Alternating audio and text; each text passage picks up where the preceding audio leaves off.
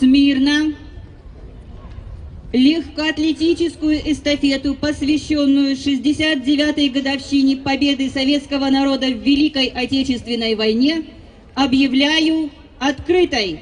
За награды в эстафетном беге по шоссе боролись более 100 юношей и девушек. Возраст участников не ограничен. На старт вышли команды практически всех школ города, средних специальных учебных заведений и воинских формирований. Во всех забегах разыгрывали звания чемпионов и призеров легкоатлетического первенства города, посвященного Дню Победы. Легкоатлетическая городская эстафета, она проводится всегда у нас на День Победы, как память тем людям, которые когда-то завоевали для нас свободную жизнь, если можно так сказать.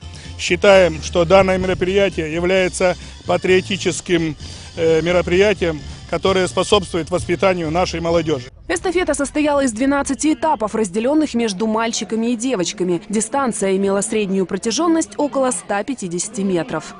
Для людей, скажем так, подготовленных, это дистанция, если говорить народным языком, укус комара.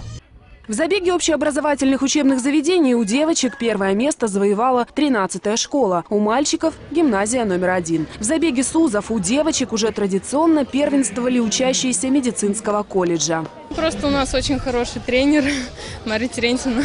Она нас готовит очень, переживает сама.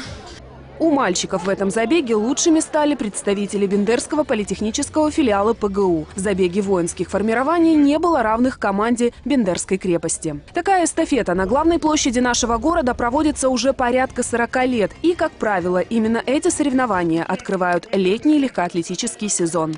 Ольга Гаврилова, Иван Зелинский, Бендерское телевидение.